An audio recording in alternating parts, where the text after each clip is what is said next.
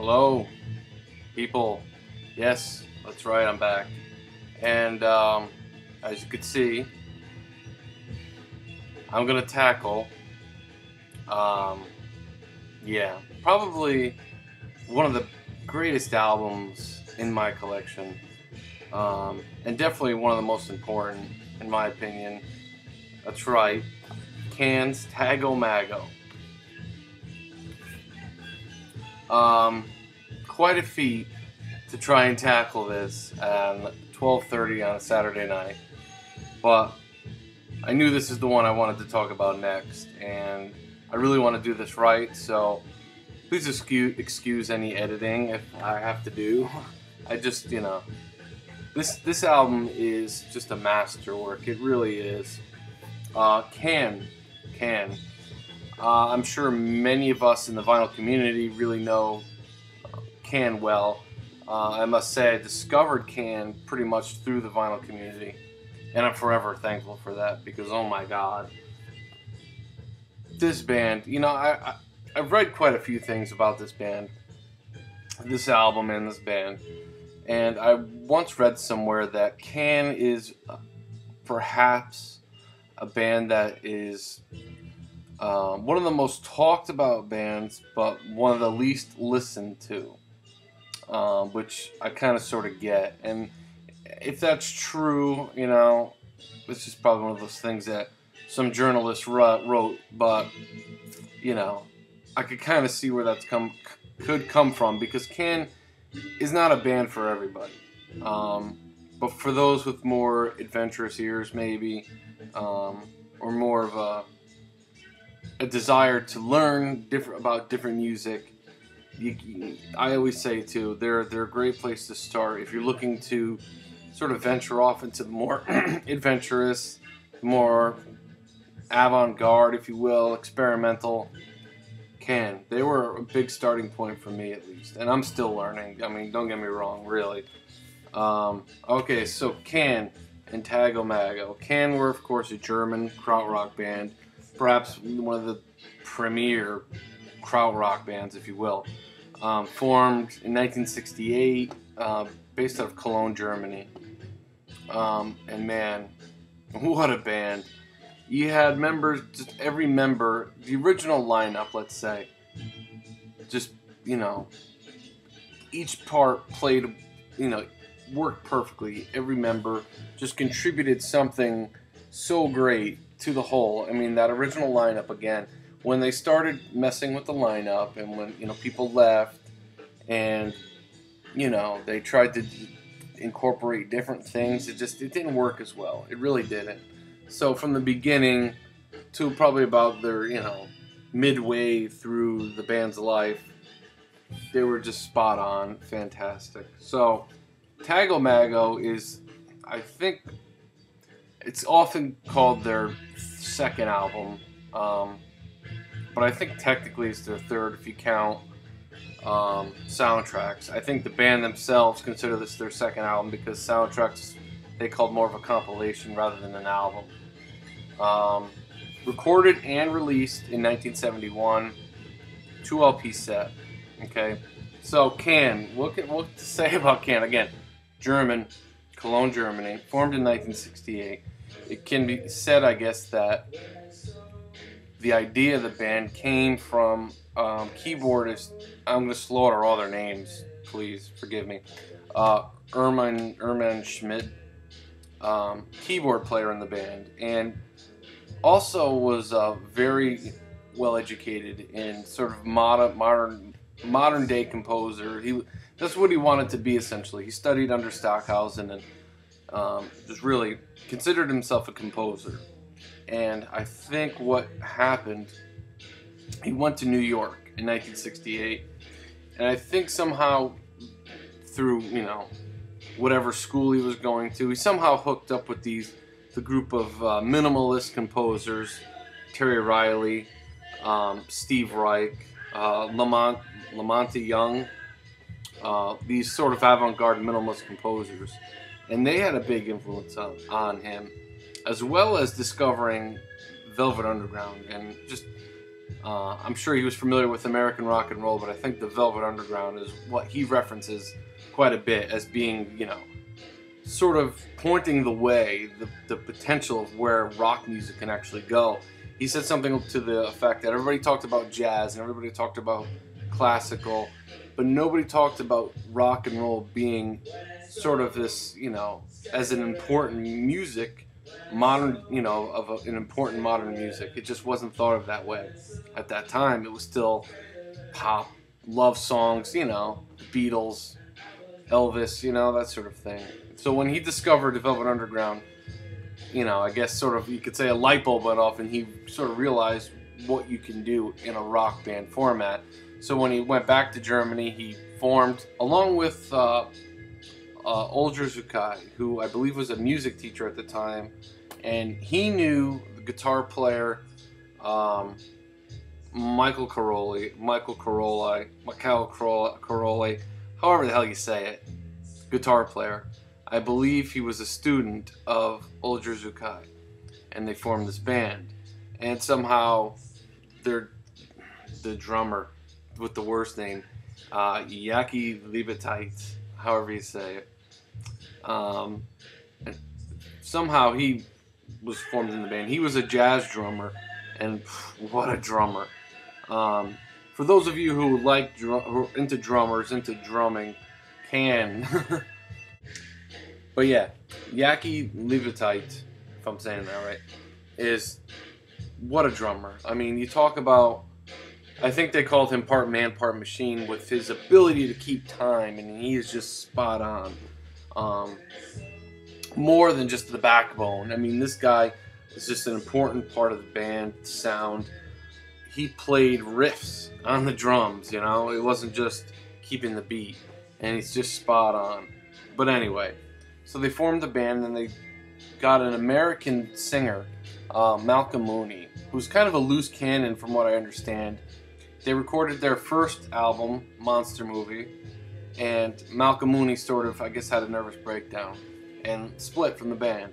So they were, I believe the story is Can had a gig and they didn't have a singer, and they came across Damo Suzuki, who was, they say he was busking, he was praying out in the street, singing, and they asked him right then if he wanted to join the band, and he said, yeah, you know, do we rehearse? And I guess no rehearsal, we're performing tonight, and that's it, you know. Can was all about improvisation, if I failed to mention that. Just about everything they did was improvisation. A big part of this album, and a big part of all their albums, I think, is the studio. And their albums were recorded, I believe, almost always by Olger Zukai. And this is a case of where the studio really becomes an instrument, part of the band, really. I mean, the sound that they came up with was, on this album specifically, they recorded everything. They recorded this in a castle near Cologne, Germany. And it was sort of a weird place. They were allowed to stay in this castle for like a year and just do their thing. And they recorded everything. And I think Olger Zukai recorded everything without the band knowing. So what this is the songs, but they're also cut up. So the band would improvise this, you know, these songs, and they'd be cut up and put together again. But cut and paste, like Brian Wilson, like Frank Zappa, and put together. And the songs are made what they are because of that. If you hear a lot of these, if you ever heard Can live, of course it's not going to sound like the album, but it really, in their case, does not sound like the album because of that. The studio was just such a huge part in their sound. Now, another thing I want to say about this record, and I've said it before, the whole album. When I listen to this, I listen to the whole album, okay? It's 2 LPs. The first LP, which we're listening to right now, is considered their more accessible. Now, if you're not familiar with Can at all, none of it may sound accessible at first, I don't know, but it's definitely way more accessible than the second LP. But I think, as a whole, the whole album works. And what I've read before and what I've said before too, it's been said that Can's Tago Mago is one of those rare double LPs where there isn't nothing extra. Every note is essential. There's no, gratuitous, stuff thrown in. Every note on here is essential, and I absolutely agree. Now, if you're only vaguely familiar with this record, again, you might be saying, what the hell are you talking about? Because if you listen to the second side, the 2 tracks, which, the first one that comes to mind, and probably the main of these more very experimental, avant-garde sounding songs, is spelled Agum, however you say it. It's actually said Om, okay? I believe that's how it is officially said. I think it's a historical word based in religion, but it's Om, O-M. It's not spelled that way.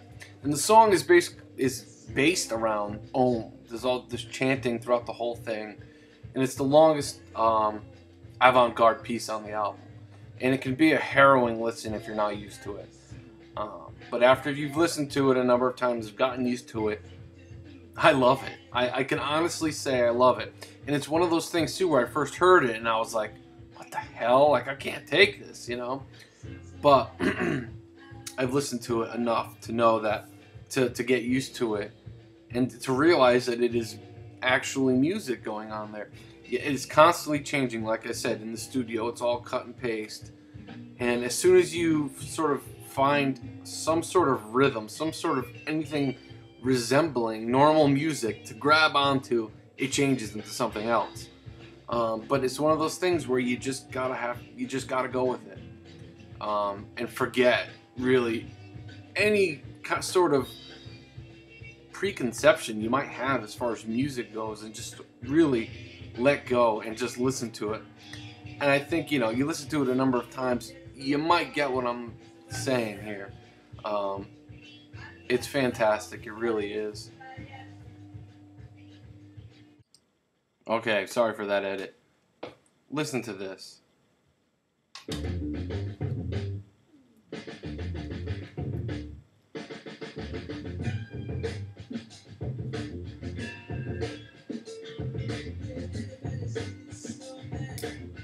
Fantastic. This is, if I was to ever call a song dope, this would be it. Hello, however you say it. Killer.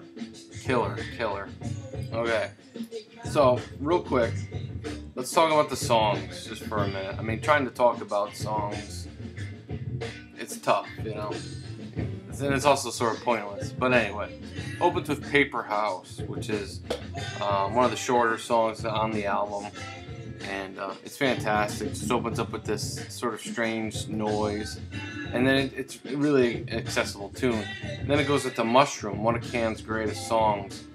Again, fairly accessible, which we probably heard in the beginning of this video.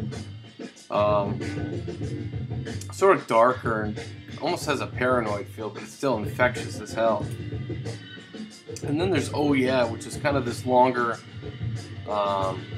jam in a way. It's a strange song, and it's got features a lot of backwards vocals, but it works really well. The second side is what we're hearing, Hello, which is an 18-minute epic of just some of the greatest music ever. And again, the drums. The song just builds and builds, and then it sort of breaks down and builds and builds and builds again, and it's just fantastic. I remember one time I had this CD, a Mojo magazine CD, probably The Roots of the Sex Pistols, and it's where I first heard this song. And I remember I got out of school, I went to school at night, and I was blasting that song, 10 o'clock, and I pull into like a gas station and just cranking this song. And I pull up to the gas station pumps where there's all these people standing around. At 10 o'clock at night, this music must have been just so imposing. But it was just fantastic. And I got out of the car, and I remember this girl standing there like, what was that? She wanted to know all about it, and it was just like, it's just so great. Such a great song. But anyway, but yeah, if you don't know this, if you can't hear this well, look it up if you don't know it. Alright, so the third side is that Om song. And as I said, that's 17 minutes. This sort of avant-garde, sort of experimental thing, but it's fantastic. When you sort of get to the middle of it, where all the ohms and the different, it starts getting to be like, okay, but then it goes into this percussion thing towards the end, and it's just the song's saving grace. I love how it opens.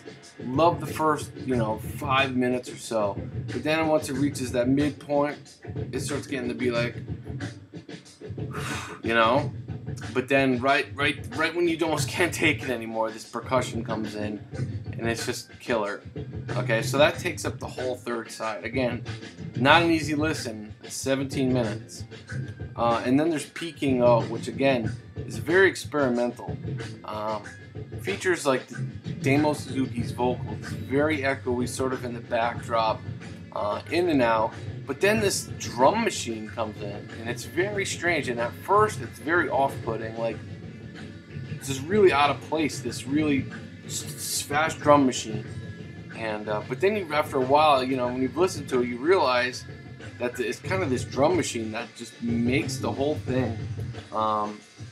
But yeah, it's fantastic too. Again, I'm not trying to come off like I know something and I'm praising these songs. Not easy listens, I'm telling you, but once you get used to it. And then after that is the last track, which is Bring Me Coffee or Tea. And it's sort of after what you've just been through when you've listened to the whole album. My computer's screwing up. Anyway, it's sort of like this, out of nowhere comes this really nice song. It's really nice after listening to all of that, let's say, because it's a bit more, I don't want to say, it's more accessible, but still not. And I don't even know how to describe it at this moment, but it's a really great song. Bring Me Coffee or Tea. Again, still not the most accessible thing on the album, but it's awesome. So, again, words will never do justice for any music, really. But I hope at least I may have inspired you to check out not only Can, but specifically, not only this album, but Can specifically. Tago Mago, but Can. When you think of music, let me put it this way. When I think of Can, when I think of Tago Mago, I think of what the potential that music can be. All the different influences on this. Can is sort of a psychedelic, minimalist, jazzy world music, post-punk. And not only that, how influential this band was on post-punk, on everything. Avant-garde, you name it. Just killer. So, my copy unfortunately is an unofficial pressing. But I cannot complain because I think it's done really well. I've read more than once and heard more than once that Spoon Records, which is Can's label, whoever owns all that, knows about these bootlegs and actually gave permission. Again, I've heard it and read about it a few times, and they're really high quality. The one on my turntable now is purple, sort of a marble purple. But then what's weird is that the second LP, okay, never mind, I'm thinking of something else. This is also purple. Yeah, I'm thinking of something else, but yeah, purple. Killer. It is a dream of mine to one day own an original of this, so if anyone happens to have one lying around somewhere, think of me. There you go, guys. Hopefully this wasn't too painful. Hopefully you enjoyed it. Love this album, and I think if you don't know it and check it out and give it a chance, you will too. So Thanks for watching.